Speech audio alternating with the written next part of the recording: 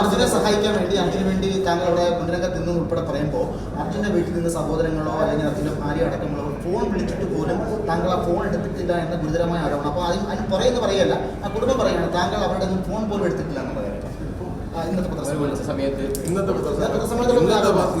ദിവസം ഞാൻ ഒരു ഇത് അവിടെ അർജുനെ തിരച്ചു നടക്കുന്ന സമയത്ത് അർജുന്റെ കുടുംബം താങ്കളുമായി ബന്ധപ്പെടാൻ ശ്രമിച്ചപ്പോൾ താങ്കൾ ഫോൺ പോലും എടുത്തിട്ടില്ല എന്നാണ് കുടുംബത്തിലാണ്. ഞാൻ ഒരു ഇതൊക്കെ എല്ലാവരും എടുത്തിട്ടുണ്ട്, പ്രത്യേകിച്ച് ഓരെല്ലാവരും ഫോൺ എടുത്തിട്ടുണ്ട്.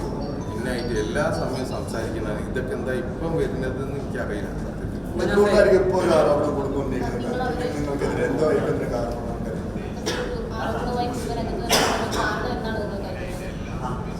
ഞാൻ എനിക്കൊരു ഐഡിയ ഇല്ല.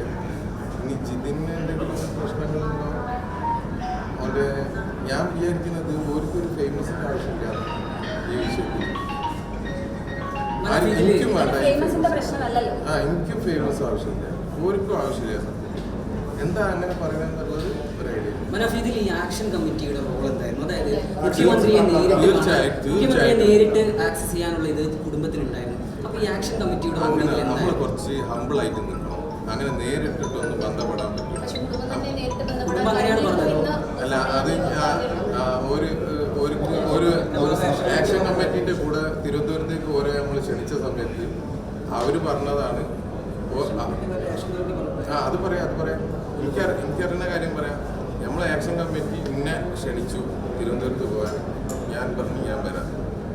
അങ്ങനെ ഞാൻ കോഴിക്കോട് ഞാൻ ആക്ഷൻ കമ്മിറ്റിൻ്റെ കൂടെ തിരുവനന്തപുരത്തേക്ക് പോകാൻ വേണ്ടിയിട്ട് ഞാൻ വരുമ്പോൾ ഞാൻ ജിതിനോട് ചോദിച്ചു, ആക്ഷൻ കമ്മിറ്റി ഇങ്ങനെ പോകുന്നുണ്ട്, ഞാൻ പോകുന്നുണ്ട്, കൂടെ ജിതിനും വരണം. അപ്പോൾ ജിതിനോട് പറഞ്ഞ് ഇപ്പോൾ എന്നെ സംബന്ധിച്ചിടത്തോളം മുഖ്യമന്ത്രിനെ കാണാൻ മോളി ആവശ്യമില്ല. ഓൻ ഫോൺ ചെയ്ത് കഴിഞ്ഞാൽ മുഖ്യമന്ത്രിനായിട്ട് സംസാരിക്കാൻ അങ്ങനെ ഇപ്പം കഴിയുന്നതാണ്. നമ്മളൊക്കെ സാധാരണക്കാരാണെന്നാണ് ഞാൻ വിശ്വസിക്കുന്നത്. നമ്മൾ കുറച്ച് തിരുവനന്തപുരം വരെ പോയിട്ട് നമ്മൾ ആവശ്യമില്ല. നമ്മൾ താന്ന് വണങ്ങിയിട്ട് ഒന്ന് ഇത്തിരി താന്ന് കൊടുത്തു കഴിഞ്ഞാൽ നമ്മളെ ആവശ്യത്തിന് വേണ്ടി തിരുവനന്തപുരം വരെ പോകുമ്പോൾ അതിൻ്റേതായ റെസ്പെക്റ്റ് മുഖ്യമന്ത്രി ഞാൻ പോയി.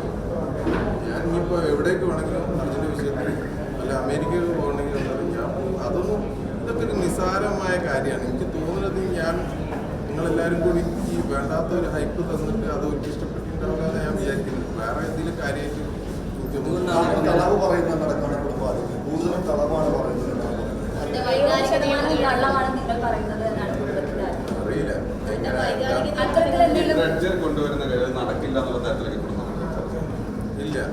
ഡ്രഡ്ജർ കൊണ്ടുവരാൻ വേണ്ടിയിട്ട് ഞാനടക്കം ബാംഗ്ലൂർ പോയതായിരിക്കും. പക്ഷേ പിന്നെ അതിൽ ഉൾപ്പെടുത്തിയിട്ടില്ല ആ മുഖ്യമന്ത്രി. പക്ഷെ ഞാൻ അതിനും വേണ്ടിയിട്ട് രാഷ്ട്രീയപരമായിട്ട് കർണാടകയിൽ അത്യാവശ്യം പിടിപാടുള്ള ആൾക്കാരാണ്. പക്ഷെ ഞാൻ വന്നിട്ട് ഇനി ഒരു ബുദ്ധിമുട്ടാവണ്ട. ഞാൻ ബാംഗ്ലൂർ ഉണ്ടായിരുന്നു. കേസിൻ്റെ കാര്യങ്ങൾ നോക്കാനായി ഞാനവിടെ ബാംഗ്ലൂർ ഉണ്ടായിരുന്നു. പക്ഷെ എന്നെ വിളിച്ചിട്ടില്ലായിരുന്നു. പക്ഷെ എനിക്കതൊന്നും പറയാനില്ല. കാർവാരങ്ങളുടെ ഈ എസ് പിയും അവിടുന്ന് ആവശ്യപ്പെട്ടു മനാഫിനെതിരെ പരാതി നൽകണം കുടുംബത്തോട് ആവശ്യപ്പെടുന്ന അത്തരത്തിൽ അവിടെ ഒരുപാട് തരത്തിലുള്ള ഇടപെടലുണ്ടായിരുന്നു. അങ്ങനെയൊക്കെ പെരുമാറിയിട്ട് തന്നെയല്ലേ ഇത് ഇവിടെ വരെ എത്തിയത്. ആ പരാതി ഇവർക്ക് കൊടുക്കാമായിരുന്നു, ഇനിയും കൊടുക്കുന്നത്. ബാക്കിയൊന്നും എനിക്ക് കൂടുതൽ കാര്യങ്ങളൊന്നും അറിയില്ല. ഇതൊക്കെ പഴയ കാര്യമാണെന്ന് പറയുകയാണെങ്കിൽ നമ്മൾ എന്തിനും തയ്യാറാണ്. ഈ ആക്ഷേപത്തോട് എന്താണ് ഒറ്റ വാക്കിൽ പറയുന്നത്?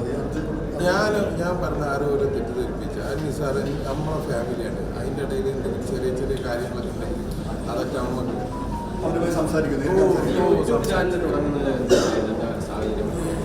എനിക്ക് ആ സമയത്ത് അതൊരു 10 ദിവസം എനിക്ക് യൂട്യൂബ് ചാനൽ തുടങ്ങണം തോന്നുന്നു. കാരണം എൻ്റെ കാര്യങ്ങൾ അതിലൂടെ പറയണം തോന്നുന്നു. ഈശ്വർ മാൽപ്പയുടെ പ്രതികരണങ്ങളെ തീർച്ചയായിട്ടും ഞാൻ ഓരോന്നും തള്ളി പറയില്ല. ഈശ്വർ മാൽപ്പ ആയിക്കോട്ടെ, രഞ്ജിത്ത് ഇസ്രായേൽ ആയിക്കോട്ടെ, വന്ന് ഈ വിഷയത്തിൽ സഹകരിച്ച എല്ലാവരോടും എനിക്ക് നന്ദിയുണ്ട്. ഞാൻ ഒരിക്കലും വിട്ടുപിടിക്കില്ല.